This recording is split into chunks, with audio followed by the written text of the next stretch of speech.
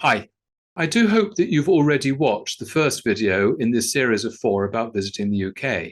In that, I talked about our airspace, and you're going to need to know about that to understand this video about air traffic services. So if you haven't watched it, please click on the link below and then come back here when you've done.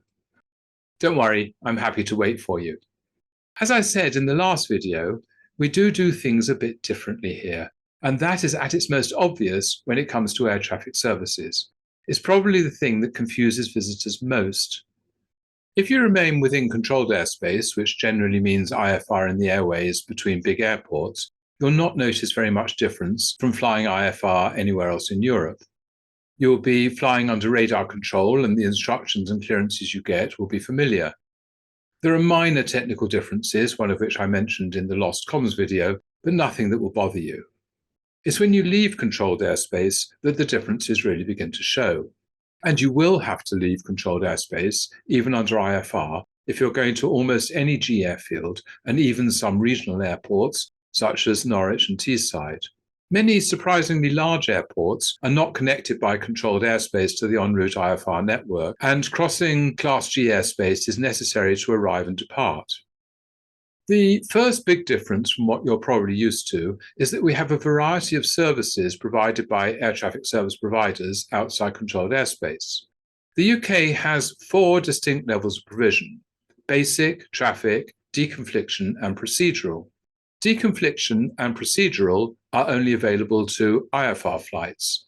These services are only available to flights outside controlled airspace and to VFR traffic in Class E. Not that the UK has much Class E.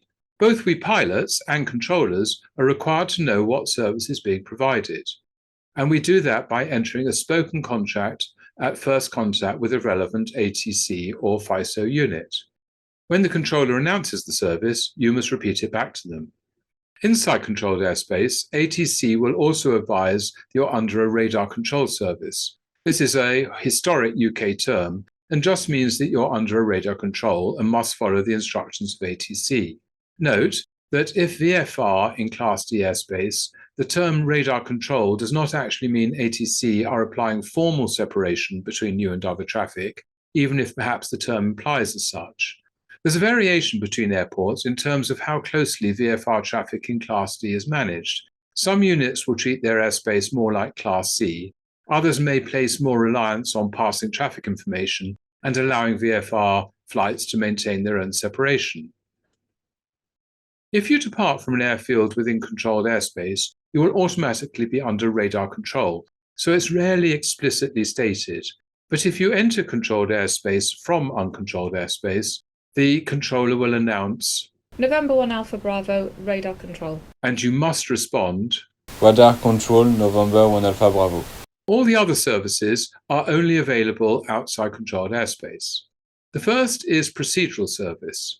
It's provided to aircraft performing IFR procedures, that is, approaches, departures, and holds, outside controlled airspace, and to en route aircraft passing through those procedures where the controller has no radar.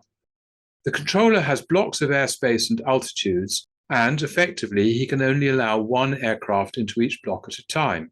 However, there's no requirement for VFR aircraft or IFR aircraft not taking a service to be talking to the same controller, so separation is only provided from other known aircraft. If you're in VMC, you must keep a careful lookout for other traffic. The next is deconfliction service. This is provided by a radar controller to IFR aircraft outside controlled airspace. The controller will give the aircraft vectors to avoid traffic seen on radar, whether the controller has them identified or not. The aircraft is not obliged to follow the vectors, but if they don't, the service is terminated, usually replaced by a traffic service. As the controller cannot give instructions to other aircraft, particularly those not in radio contact, the aircraft receiving the service gets all the maneuvering instructions, which can end up with a much longer route with many turns and doglegs. For this reason, most G aircraft, even those under IFR, do not request this service. It's mainly used by air transport, which is usually flying higher and away from the main routes, and therefore receives few vectors. Then we have traffic service. It's available to IFR and VFR traffic outside controlled airspace, and it's probably the closest we get to what you might get in the rest of Europe from Flight Information Service or in the US and elsewhere as flight following. To my mind, it's the most useful of the services available.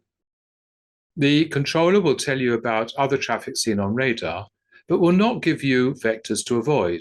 Generally, the first advice you will be given is when the other aircraft is about 6 miles away, and you'll be told which way it's going. So a typical call would be Delta Charlie Delta, traffic 1 o'clock, 6 miles, indicating 100 feet below, passing left to right. That might be all you hear, but if it gets much closer, you might get a call like Delta Charlie Delta, previously mentioned traffic, now 1 o'clock, 2 miles, still indicating 100 below. If they say No height information. it means that there's no altitude readout because either they don't have a transponder or it doesn't have mode Charlie. When given advice on other aircraft, the response should be either Traffic in sight or. traffic not sighted. The controller might add an if not sighted suggestion, as they can't just watch as two aircraft collide.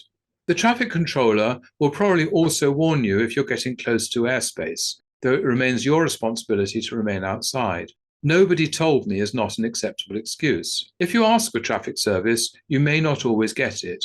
On a bright weekend day when everyone is out and about, there may just be more traffic than the controller can manage. This is, of course, ironic, as it's the very time you need it most. But if controller workload is too high, then it can't be provided. You may also be told that the service is limited for a number of reasons. You are close to the base of my radar cover. You are close to the edge of my radar cover. You are close to my radar overhead. There is weather clutter, squawking aircraft only. You may also be told of multiple contacts, for example, near a gliding site, and to keep a good lookout. The next service down the list is basic service, and as the name suggests, it's very basic. There's no requirement for a controller to radar identify a flight subject to basic service. ATC units with radar may provide a basic service, but most of the time they'll not be monitoring you. Don't be lulled into a false sense of security by the fact you're talking to a controller. You might get very limited traffic information of a general nature. If you're inbound to or outbound from an airfield, you might be told of other aircraft which might conflict. For example, you might be told that a Spitfire has recently departed to the east, last known to be climbing to 2,000 feet. They might also tell you of an activity or NOTAM which might affect your flight, such as Gliding is scheduled. or Danger Area 123 is notified as active. I think it's sometimes used only because the controller or flight information officer is obliged to offer a service contract and basic is all that's available. Nonetheless, they will say Basic service. and you must respond Basic service. so that everyone knows what the agreement is. Sometimes you'll be receiving a basic service and still be asked to squawk a particular code. This is partly to tell other providers who you're talking to. So, for example, if you have the London information squawk and you approach or penetrate controlled airspace, the controller for that airspace can call your service provider and pass instructions to get you out of airspace. And partly because the provider of a basic service may well have radar, and it's helpful for them to be able to see you, even though you're not being given a radar service. This sometimes results in them passing traffic information even though you're on a basic service. This is usually phrased as traffic believed to be you has traffic in its 2 o'clock at 2 miles on a converging heading. Again, this is because if they notice a conflict, they can't just watch a collision take place when they have the capacity to prevent it. This is known in law as the controller's duty of care. Quite often, you'll be asked, what service do you require? You should normally answer either traffic service or basic service, though possibly deconfliction service if you're under IFR outside controlled airspace. So, those are all the services. Now I'm going to talk about the frequency monitoring codes, very often referred to as listening squawks. These are a pairing of a transponder code and a frequency provided by very nearly all Class D zones. They're not compulsory, but they're recommended to any aircraft flying close to but not in the zones. You squawk the squawk and listen out on the radio frequency, which is normally the approach controller for the zone. Then, if you enter the zone accidentally, or in some cases look like you might be going to do so, they'll call you. In these days of almost universal mode S, they'll call you by call sign. But if you don't have mode S, they will try to call you by position. Aircraft flying to the south of Bath, heading 260 degrees at 2,500 feet. Are you receiving me? The whole point of listening squawks is that you listen in case you're called, but you don't initiate a call. The main thing to remember is to revert your squawk back to 7,000 or 2,000 before changing to any other frequency. While we're on the subject of squawking, let's talk about what you squawk if you've nothing else to squawk. This is the same as the rest of Europe, 7,000 if you're VFR and 2,000 if you're IFR. However, as I'll be explaining in greater length in the third video in this short sequence, which is about IFR, you can be VFR or IFR in the UK outside controlled airspace according to your own preference with no need for a flight plan clearance or explicit statement. Thus, when you're released by a service provider, they may not know or care whether you plan to continue VFR or IFR. So they don't, or at least shouldn't, tell you to squawk 7,000. They will tell you to squawk conspicuity, which means that you should squawk whichever of 7,000 or 2,000 is appropriate. So the first oddity of our system is these different services and the contract you must enter. The second thing that people find odd is that with the exception of the military, we do not have a state provider of air traffic services. It's all done by private companies. There are well over 100 different private providers of air traffic services. That means that there's no coherent provision of services. It's not unusual to have a choice of people you could talk to, and often there's no radar service available. If you're from Europe, you're probably used to there being one state-provided flight information service, such as Paris Information or Langen Information, with clear boundary lines, which gives you a radar service and then seamlessly passes on to the next FIS unit, or sometimes to a zone if you're passing through or nearby.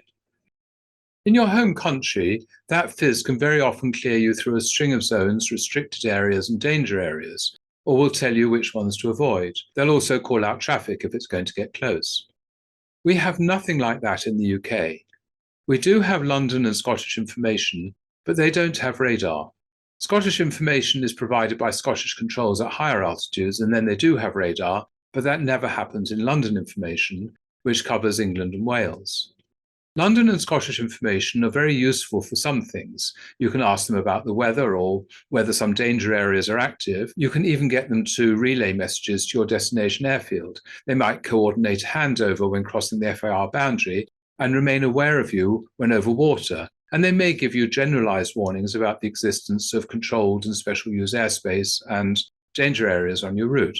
But they normally won't tell you about traffic, and they usually won't tell you that your track is taking you into a danger area or controlled airspace. They sometimes do, but you can't rely on it. Unlike the FIS services in most of the rest of Europe, they are not usually the best service to be talking to.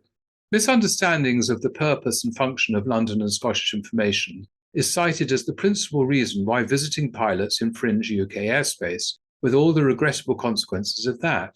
It's really important that you understand that they do not provide the service you're used to in your home country. They'll not take responsibility for airspace crossings, and they will generally not warn you of traffic.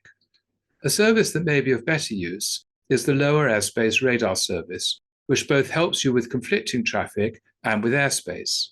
LARS, mostly with one major exception, uses spare capacity of controllers who are responsible for approach control at airports and military airfields. That means that each service provider is associated with a particular civil or military airfield, and therefore the service will only be provided when that particular unit is open. When the provider is a civil airport, that generally means long days, 7 days a week. But when it's the military airfield, it might only be relatively short opening hours and only on working days. Furthermore, because it uses spare capacity, it's not uncommon for the controller to be fully occupied with aircraft using his or her own airfield or crossing its airspace, and then the first service to be downgraded or removed is the LARS service outside controlled airspace. LARS units do not generally receive any flight plan information about you, so you'll have to introduce yourself with registration, type, departure and destination, position, altitude and intentions every time. Units may or may not hand you over to the next unit. If they do, then you won't need to repeat all the flight information. It's like being handed from Paris to Bordeaux or whatever. but it's more common that you have to free call the next unit and tell them all about yourself from scratch. The instruction from ATC to free call another unit is a UK term to indicate that the next unit is not aware of your flight details. If a controller states contact another unit, that normally means they've passed your details and the next unit is expecting your call. All these factors mean that the LARS service is patchy, disjointed, poorly connected, and unreliable. This is not the fault of the units providing the service. It's because there's very little public funding for it. It mainly falls upon private companies to provide, and very often it just isn't worth their while. The one notable exception to everything I've said about LARS is to be found in the southeast of England, the area around London. That area is served by Farnborough Radar, which is a dedicated, properly funded LARS unit, which is there primarily to protect the major airports from airspace infringements. The service is available for long hours, 7 days a week, and is similar in some ways to a European FIS, except that it's only available outside controlled airspace. You still need to negotiate your own clearance through any zone. Farnborough Radar has 3 areas: north, east, and west. They sometimes have different controllers. Sometimes one controller covers 2 or all 3 areas. Occasionally, 1 or more areas is notamed as unavailable, presumably because of controller shortages. There are a couple of other services that you might come across. Western Radar covers Wales and the southwest of England and provides deconfliction, traffic, and basic services. It's supposed to only operate above flight level 100, technically Middle Airspace Radar Service, or MARS, but I've spoken to it lower than that when travelling to and from Ireland. Similarly, you can talk to Anglia Radar over the North Sea and London Mill in the northeast. There's one last service I'm going to tell you about. We have a superb distress and diversion service operated by the military. If you call on 1215, they'll not only reply to you, but will find your position with a combination of radio triangulation and radar. Their call sign is London Centre, but they will usually be the calming voice that comes on the radio when you transmit on 1215, even if you don't address them by name. They hold prime responsibility for aircraft in distress or in a state of urgency. Even if you're not talking to them directly, they will coordinate any emergency response. They know the weather and runway state of all military airfields and can quickly liaise with others.